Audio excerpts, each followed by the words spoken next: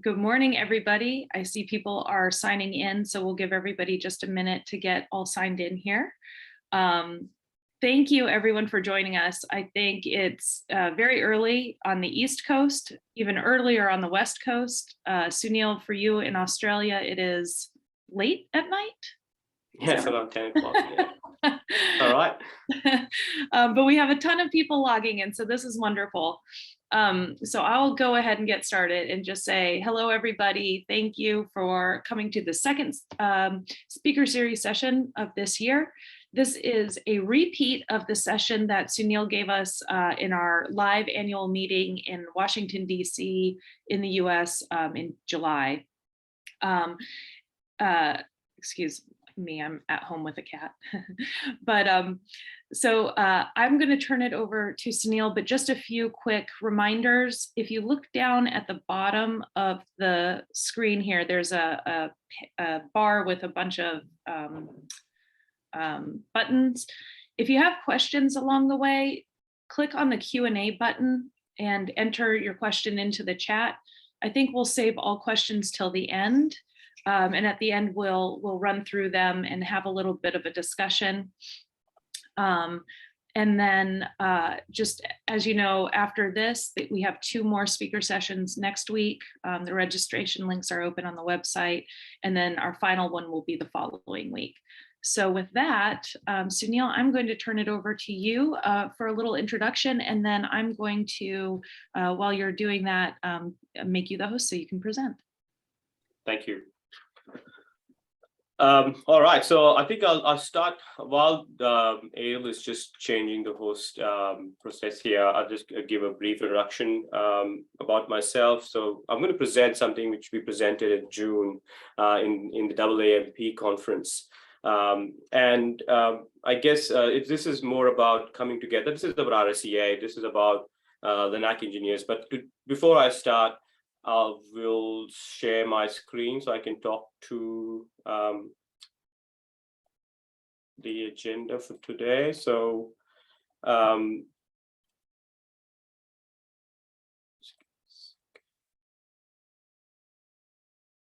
right, so this is about us connecting as a community, and I wanted to, I guess, unpack a little bit about why, what, how, and the now around the agenda. Before I go forward, I'd like to introduce myself to everyone. I think not many people may know about me. So I'm Sunil Shetty, working in GenesisCare for almost now 9 years. Been in radiotherapy industry for 20+ years. Started my career with various medical systems in India, and moved to Australia almost 15-16 years ago now, and working in various roles. Have worn various hats, from service field to senior service engineer to lead engineer, and working now in administration.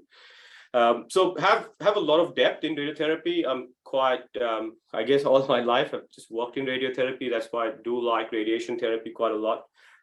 As a field service engineer, was very passionate and still passionate about every field of radiation therapy, right from planning to scanning patients, to record and verify, to QA, which goes around the physics of all of that, and finally actually using the machine or working on the machine. Do love the smell of WD-40, the smell of lubricants, and I think gives me an immense amount of joy when I kind of work on the machine. So I always feel like if you love what you do, you never feel like you work again. So radiation therapy has been that fortunate accident in my life, which has made, I guess, really enjoyed my career so far as a radiation engineer.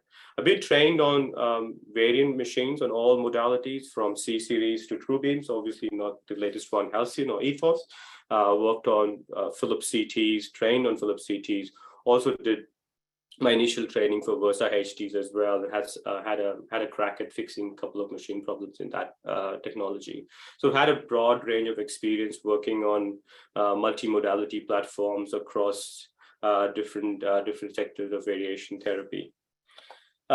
Before I go ahead, I'd like to talk about GenesisCare as an organization. Obviously, very passionate of working for GenesisCare, the values which drive within GenesisCare, which kind of sets me and sets my mindset working for the company as an engineer now, as a leader of the team.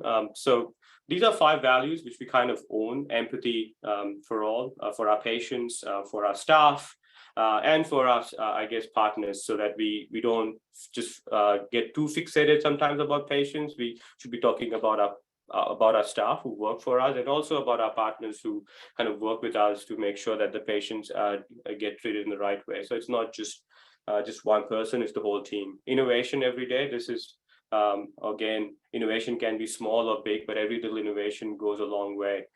So we respect innovation, from being a very small innovation during your day course of work to anything big which innovates and disrupts radiotherapies. But every innovation counts, and that's why it's innovation every day. Partnership for GenesisCare is one of the key drivers. We partner up with a lot of different service providers, vendors, OEMs.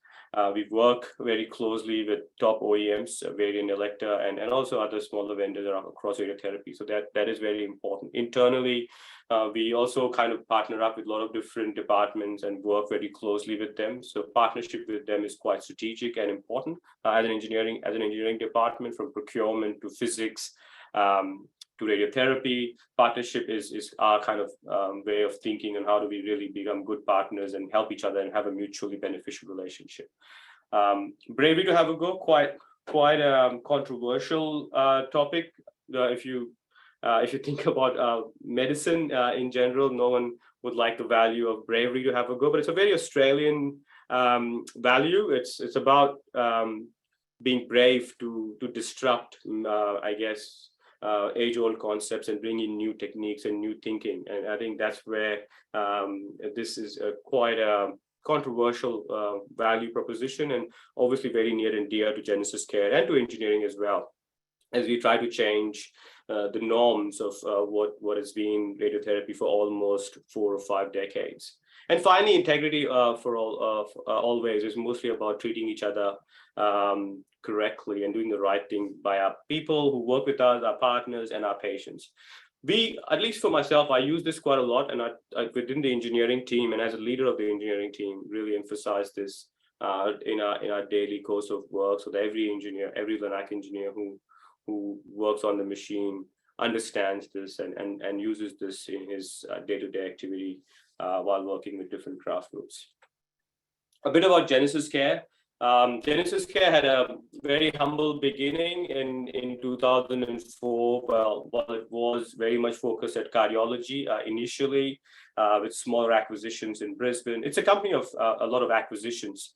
While the company started in Brisbane in Australia, it kind of gradually grew into a bigger, a wider network of radiation therapy service provider by a lot of acquisitions in Australia of private providers. And by the end of 2015-16, we were in 5 major states, bigger cities, regional parts of Australia, and one of the largest cancer care providers in Australia, privately run, which was quite rare for Australia at that time, because Australia used to be and is still a very socialized healthcare system. As we kind of matured ourselves in our operations in Australia, we moved on to further acquisitions in Spain and in the UK, again, private sectors in both part of the world, which was a massive learning curve outside Australia, coming in and working in different part of the world and driving that similar kind of standards and governance we have in our region. We also built an engineering team, in-house engineering team in the UK, and actively pursuing something similar in Spain. And the final one, which was our biggest one, was the acquisition of the US operation, which was earlier called 21C Oncology, which also included Landmarks. So with the acquisition of, 21C, GenesisCare became one of the largest cancer care provider in the world, especially focused on radiotherapy, and I think giving it the advantage of a massive knowledge base of the people who work for it across the world, and the rigor and the passion they bring in the organization. When I talk about engineering and just about engineering-centric approach, we as a global engineering team have around 45 engineers across the globe. But we, as a team, I guess, look after more than 250 Linacs in different shapes and forms, directly, indirectly, managing contracts. We have over 160 CTs across the globe, and it's increasing. So this number was taken a few months ago. We've also added a few more Linacs across in that time period. So very big team. I think very proud of my team. I think as a Linac engineer myself, quite passionate to see my team grow and become and fulfill the vision we initially started as an engineering team. So this is something we started transforming our engineering team to work around maximizing every life stage of a Linac, so that in-house engineering within GenesisCare was part in every life cycle stage of a Linac or of radiotherapy equipment, from planning to acquisition to operation and disposal. We tend to take part in every possible discussion within our management team, so that we can work and provide the best possible solution for our organization, for our staff, and for our patients, and maximize value in every point. As a team, we've been really successful in achieving that in Australia. We're trying to do that in the US and also in the UK market as well. So this has been our focus, is to provide a holistic, patient-centric engineering model, which revolves around our patients and our staff, so that they don't have to get stressed about machine breakdowns and response time and how long they have to wait for. Our engineers are quite dedicated towards our clinic. The ratio is pretty good. We keep it under 5 in most cases. That's the worst one, I would say, but normally 3 to 4 engineers per clinic, which gives us a very good structure around supporting not only just Linac, but ancillaries such as Vision RT or CTs, a very good team of engineers who work on CTs as well, and drive a lot of synergies around providing that holistic range of support around Linacs, around CTs, around Vision RTs.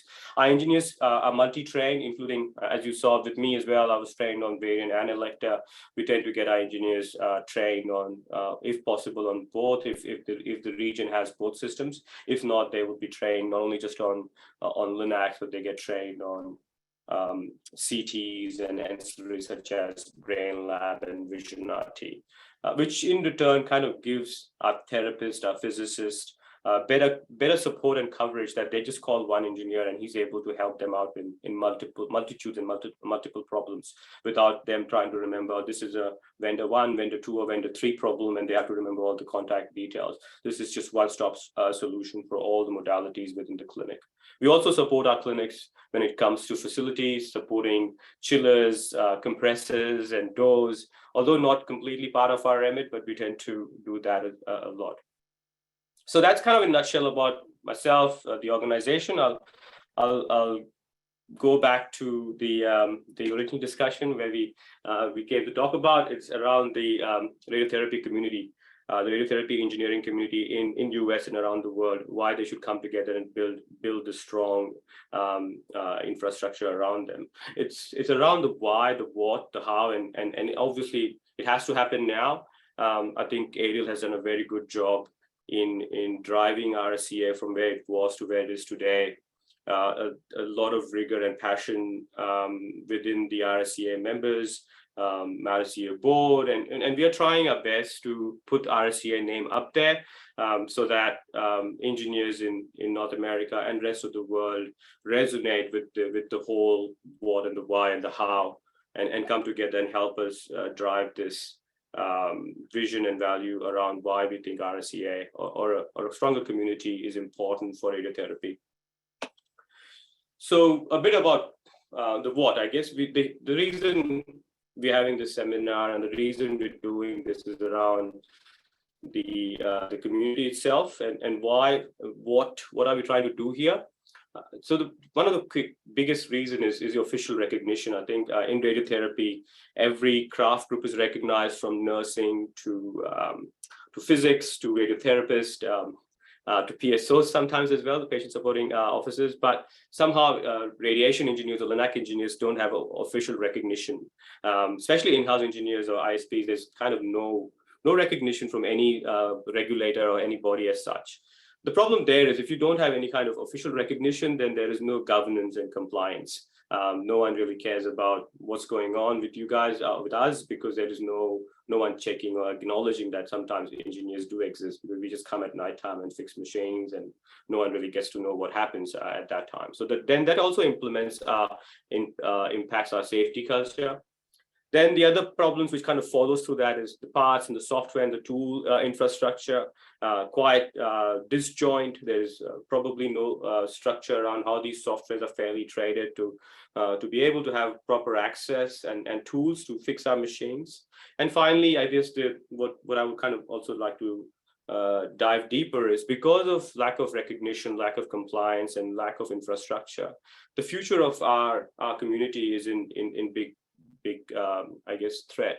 If we don't come together and start building the awareness around Linac engineers, I think we will be in an extinct species if we don't try to come together and do something about it. So I think one thing which kind of in the what piece is really which I briefly touched on is very important for me is compliance and governance. Because there is lack of recognition, I think there is also a lack of compliance and governance in how we do things. There is no credentialing framework. There is no requirement from any regulator about how many hours do you have to do on-job training, what kind of vendor training you need to do, which exists in imaging and other part of medical device industry, but somehow radiation therapy has missed the boat in that one, where we don't have any structure or standard around how a Linac engineer is qualified. What is a level 1, level 2 engineer? You can define that based on their number of years, but there is no actual framework or recognized framework from any regulator or from any federal body to say that this is how and this is what is needed for an engineer to be level 1, level 2, experienced and capable to do proper work and proper safe work around the machine. And finally, I think it impacts our safety culture. I remember working as an engineer myself, working late nights, working on modulators, and there was no checks and balances around how we do work on high voltages, where there's currents and where there is problems around the machine. You'd be alone working in your vaults, and no one would know what you did and how you did and if you were safe. We have within GenesisCare tried to focus a lot on that and improved, but still it remains an industry problem and a culture problem within the industry that there is no support and structure around that. And that again goes back to the whole recognition piece. And a bit more about the why. I think this is probably a broader why beyond engineering.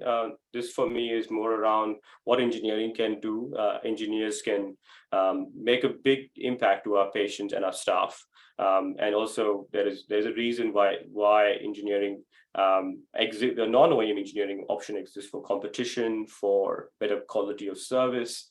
And I think what is kind of happening beyond the why for just supporting our patient and staff is there is also a rapidly changing technology around us. There's new platforms such as MRLs, proton therapy, and and I guess PET Linacs now. And then with all these new things coming around and not having a proper structure on how engineers come and fix this, there is that lack of resource, putting constraint and pressure on every kind of I guess engineering effort to make sure that we provide good patient-centric engineering services. And with newer technologies, these engineers are competent and trained and have the right skill set and the tools and are supported well to move forward.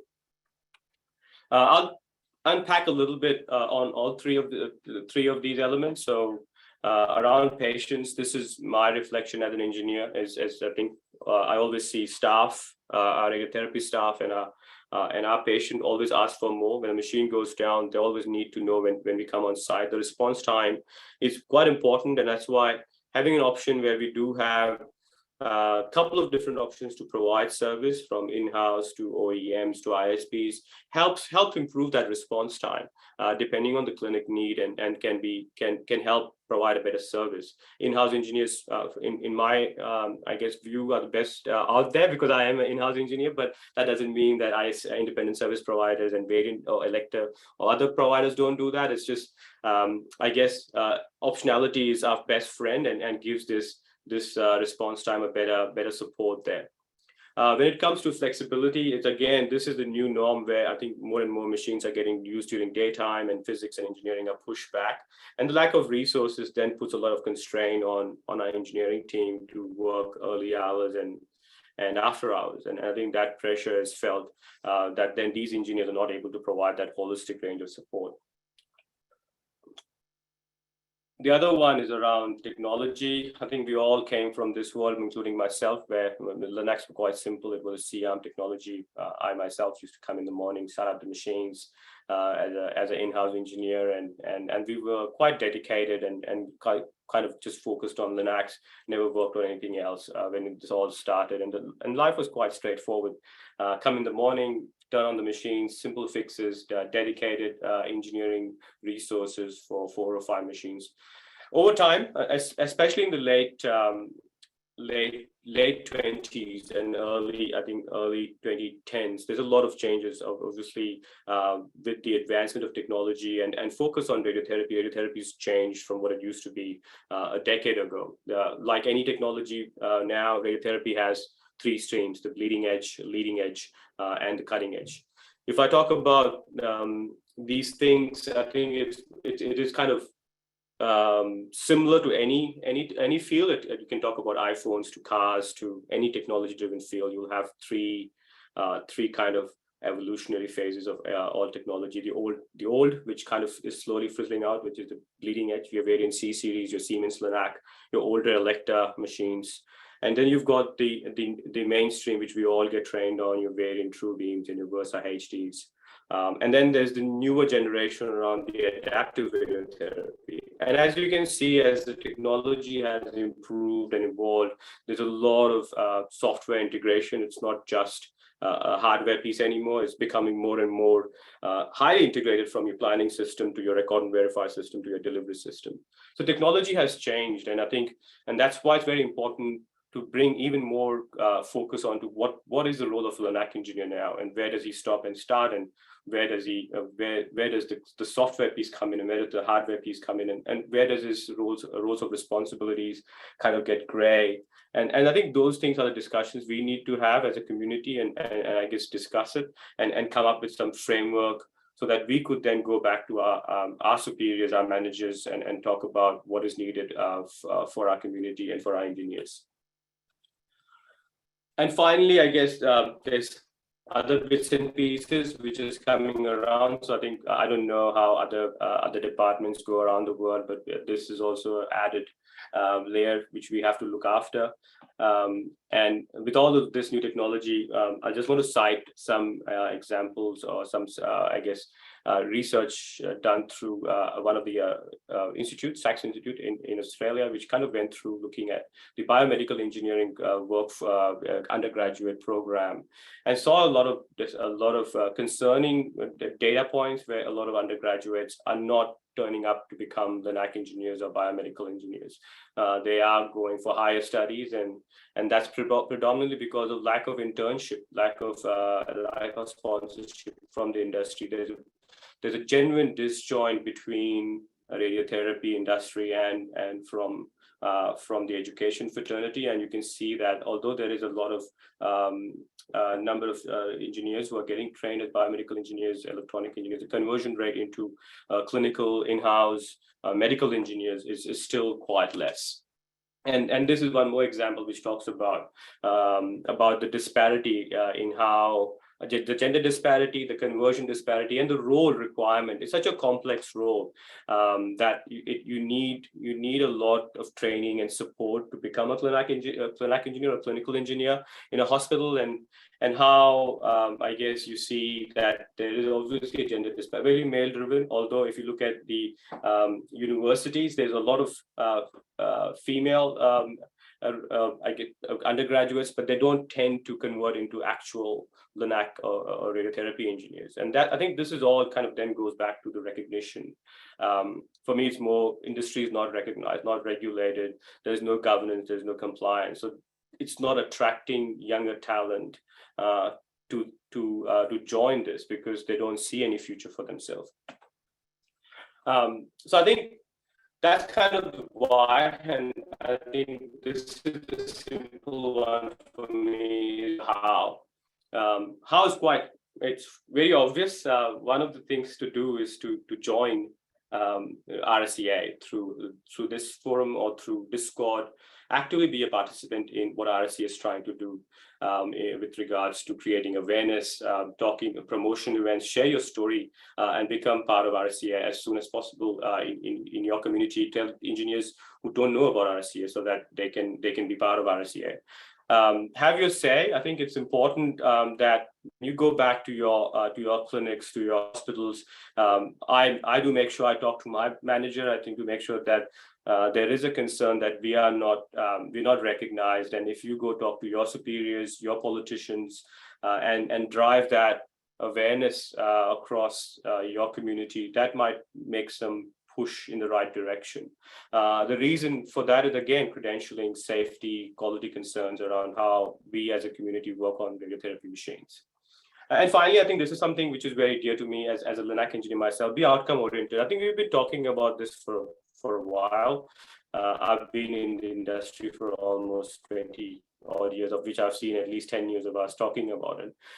I must say Ariel has gone a long way compared to all the engineers put together in the last couple of years, is to really not just talk about it, but do something about it, is to come up with, dedicate your time, spend some time, come together, have meetings and set up milestones and targets and set your targets to reach that. If you're successful, share your story. It really does make a massive moral boost for other engineers around the world of what success you achieve in your community as Linac engineers. I think that goes a long way. So I think sharing your success story, sharing your knowledge, and being outcome oriented and trying to get things done. With regards to getting involved, having a say, and pushing it a little bit further every time we come together, so that we don't keep talking about this every year, but we then talk about setting up competency frameworks, compliance requirements, and this doesn't become a continuous push, but something we kind of ongoingly work on building. What I kind of vision RSEA becoming is a global engineering association, recognizing the industry. Obviously, US being one of the largest, user of radiotherapy machines around the world. It kind of starts from there, but I think there's obviously a need of the radiotherapy machines across the globe, and we have engineers working in Europe, in Australia, in North America, in South America. So there's a lot of need there for RSEA to step in, drive some recognition with the federal and the local regulator, especially in the US, and then working with our employers, with our managers, with our management, and also with the vendors to push that we exist. And there's a requirement for us to be regulated, have licensing requirements, have certification requirements. Help build some training and competency frameworks, set up standards. I've seen something recently come through for something in Canada, which is a right move in the right direction. I think it's something similar should happen in the United States as well, where there is a framework around what a Linac engineer means and what training and what qualification and how many hours does he have to spend to be competent as a Linac engineer. I think, and finally, I think driving standardization around what we are as a team. So I think this is something RSEA can really push and also help drive some I guess knowledge sharing in part of the world where this is a problem, in Asia, in Africa, where we don't have a very good infrastructure around a non-OEM option. So this ultimately impacts us as humans, as people who suffer cancer, and the battle against cancer continues on. I think engineers do have a very big role to play, and I think I request people in this meeting to reflect on this thought and go back to work tomorrow or today and talk to your peers and your managers and see what you can do to push the cause further. It's the right time to do it now. We live in a post-pandemic world. inflation is high, cost is growing, there is an aging population due to COVID. There's a lot of people who have not been diagnosed. So when they will turn up with cancer, there would be a higher, cancer occurrence due to lack of diagnosis during the last 2 or 3 years of pandemic, which would put a lot of pressure on us on clinical providers such as us around cost, around how we service or how do we provide clinical services to our patients. So ultimately, I guess I see us playing a role in driving costs down, increasing the quality of service we provide, and providing that knowledge sharing, infrastructure to support this increasingly changing world. And I think my request to all of you here in this meeting is to think about this, go back and connect with myself, connect with Ariel and the RSEA board around how you can help us achieve our vision, our goal around building a stronger radiation engineering community. So that's it from me. I think I've tried to keep it a bit shorter than the previous one. So I'll pause here and take any questions.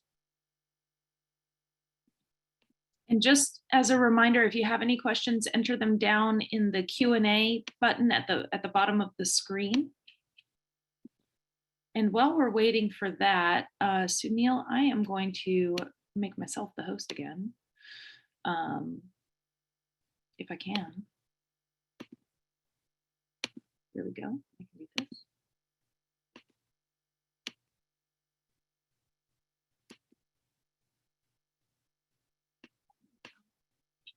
All right. So down here at the bottom is where you can enter your Q&A.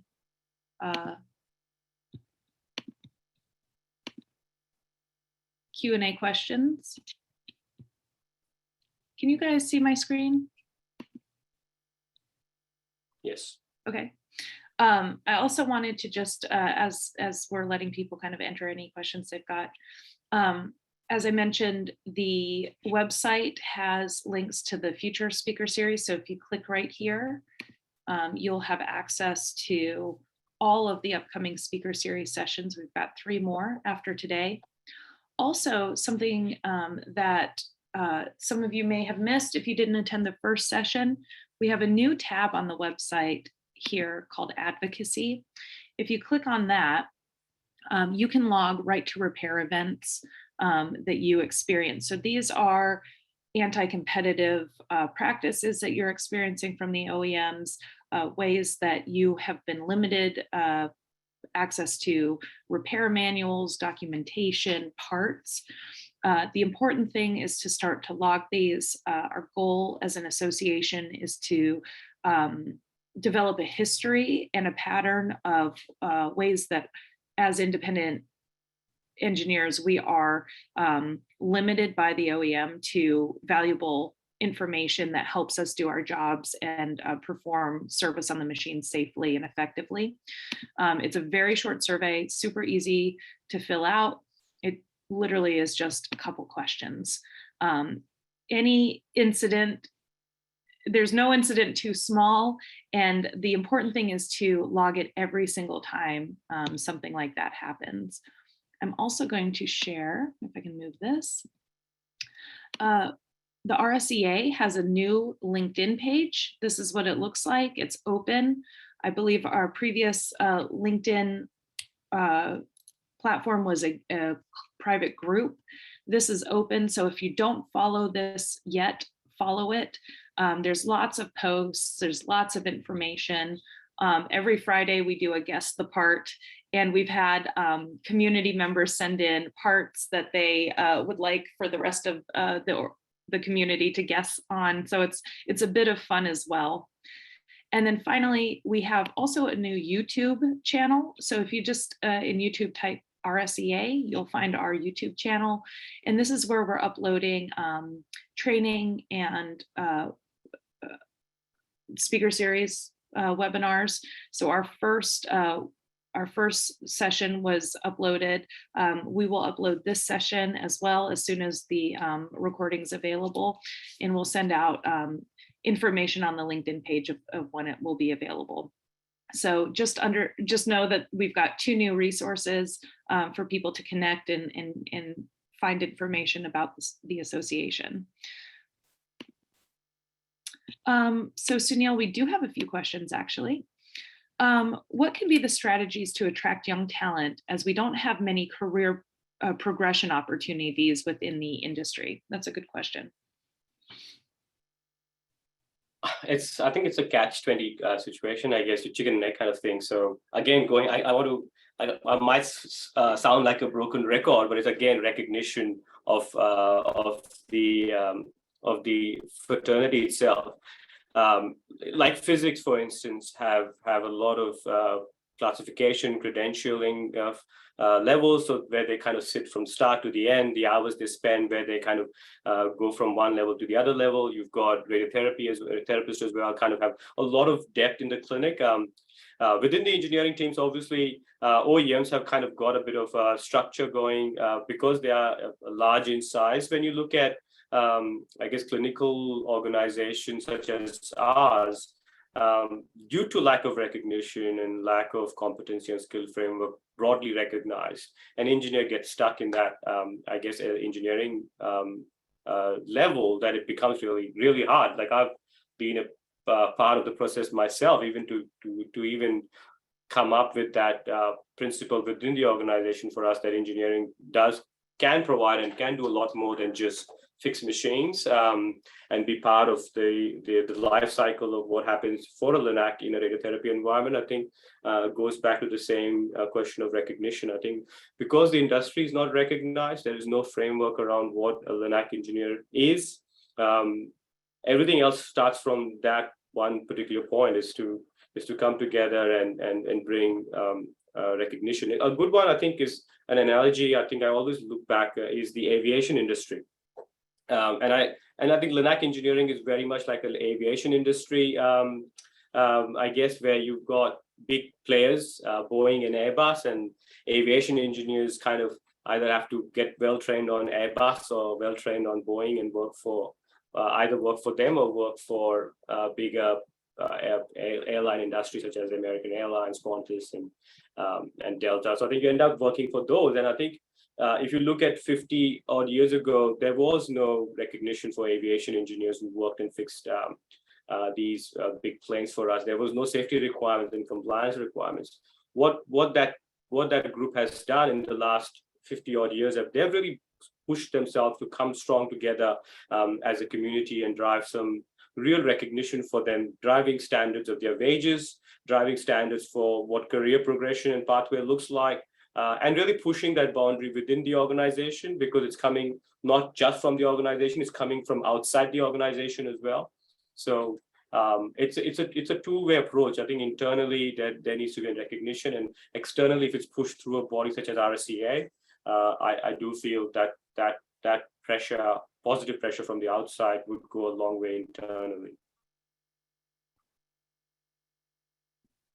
Sunil, another question. So thanks. It says, hi there. Thanks for your talk. Very interesting. What are your thoughts on the RCT, which is based in the UK, and new engineers working towards this? Yeah, I think, look, I know about RCT, and I think we should be creating a similar model in the, or trying to leverage a lot of that from there. We have an engineering manager in the UK, Richard, who kind of is a big pusher for that. It took off, and then I think it's the momentum is not there, and the momentum comes from I guess the custodians of radiotherapy, such as physics, radiation oncologists, and administration overall, pushing this mandate that, hey, if you want to work on this machine, you have to be RCT qualified. I do know that NHS has done that to a certain extent, but that is just limited to NHS. And I think if we could, and it's a good call out, that organizations such as that and training such as that should be pushed.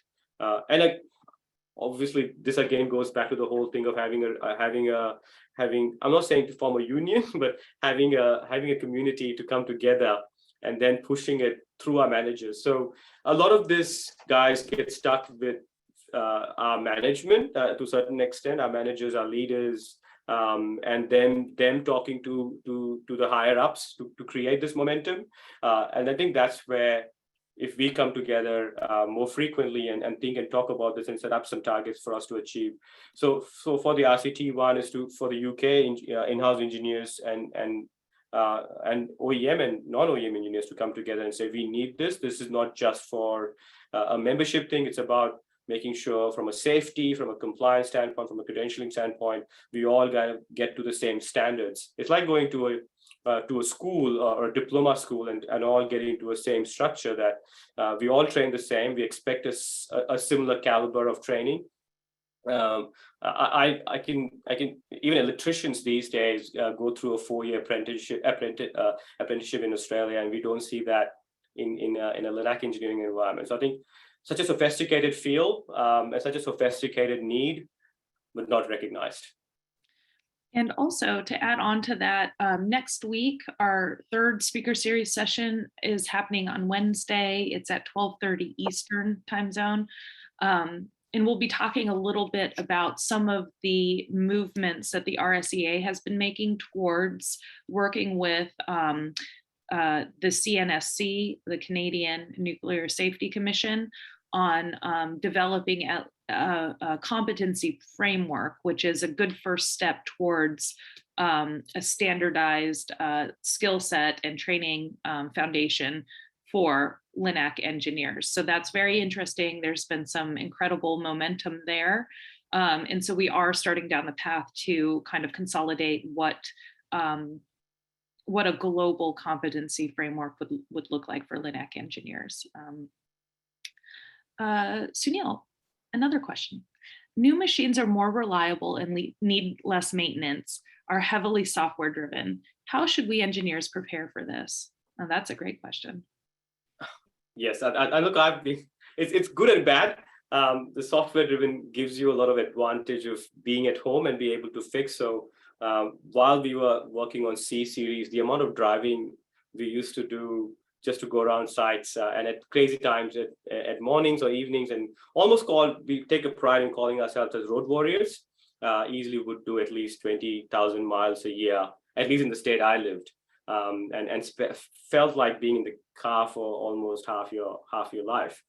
So I guess on the flip side of having remote access or software driven has reduced that sporadic need to drive to a site, and the machines have become reliable. So that it's actually a good thing. But I think where we have pivoted is to kind of not just be Linac engineers, but look at radiotherapy as a holistic approach. So radiation therapy is not just about linear accelerators, it's about CTs, PET CTs, ancillaries such as Vision RT, CRADs, and brain labs, and how we can add value to those equipment. And I think this is where I guess not just thinking about linear accelerators, but thinking more about providing a wider range of service, not just fixated towards Linac.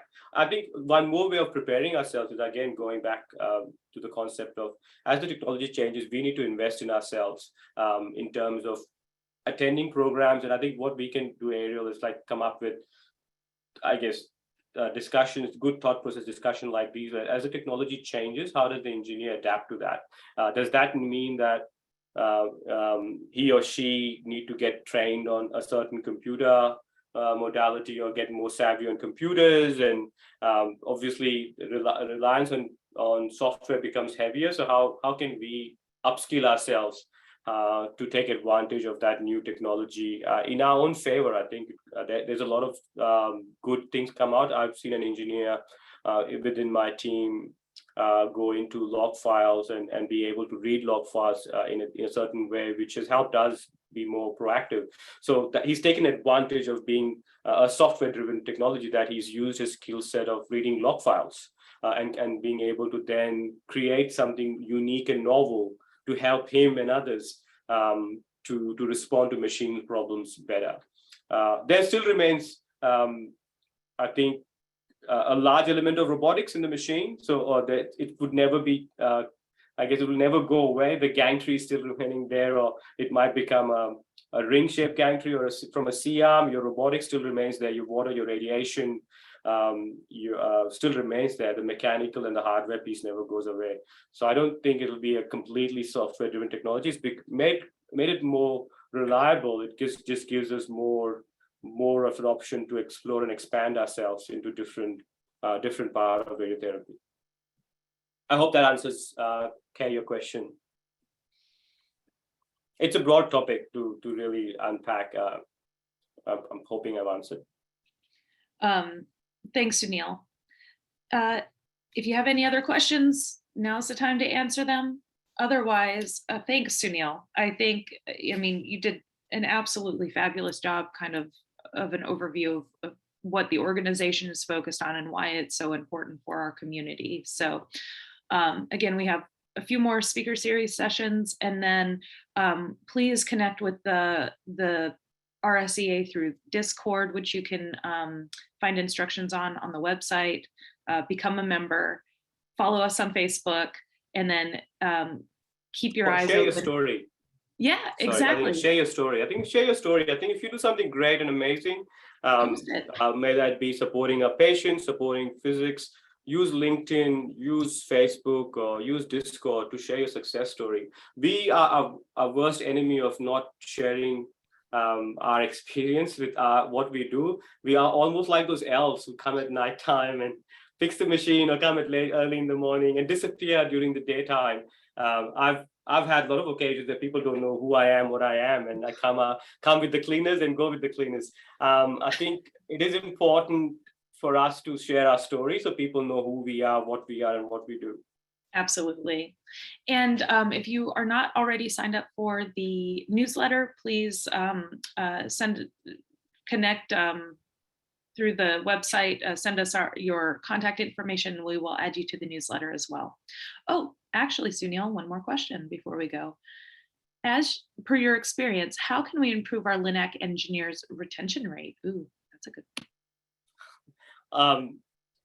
We struggle with that, so I'm not saying I'm the best person to answer that. Obviously, not having a good number of engineers in the market, right? So supply, if you know about supply and demand kind of thing, the more constraint on the supply side means there's more demand. So I think we all have gone through that, where there's lack of skilled engineers in the market, and which means people poach engineers from a different part of the organization, maybe through better pay structure or promotions and things like that. So that does happen, and that's probably reality to a certain extent of the business, where there is a limited amount of engineers in the organization. What we could do to drive some of that, and I'm not saying we've been very successful within the organization, but one of the key drivers of keeping retention rate high is to continuously, I think engineers do enjoy a lot of fancy tools and a lot of, I guess, training in the terms, like you have to enjoy your work. I think ultimately people can give you a promotion, people can give you a pay rise, but if you're really enjoying what you're doing in the organization where you are, so there is a higher retention rate in that regards. And that is where I think we need to tap into our engineers, have more one-on-ones with them. We don't talk much, so unless we poke into them and really ask them what is really their concern. Some engineers might like to have a training in a particular modality. Could be CT, could be MRL, or could be a new fancy program. Or some engineer might like to have a certain way of work style he would like, a tool he would like. I think it's the experience, the journey within the organization can do a better work in terms of retention. Obviously, again, lack of skilled labor in the market would always put the pressure on people leaving. Where you could really try your hard is come up with what we have seen. And I was working for a public sector in my previous life, and what really worked there is categories, and I think there was a proper recognition around level 1, level 2 engineer, a proper structured pathway for engineers to promote for 10 years. If they see a runway for 10 years, it's quite black and white. They can see their future, and they can't see their future as such, but they could see a career pathway for that. And that really helps, that you can look at and go, look, I've got 10 years in this organization, and a structured career pathway to different levels of engineering, from being a junior engineer to being level 1, level 2, senior engineer, principal engineer, can drive a little bit of retention rate in your organization. I personally have enjoyed that myself when you see a pathway. And I think that could be one of the ways of tapping and creating a good working environment for your team.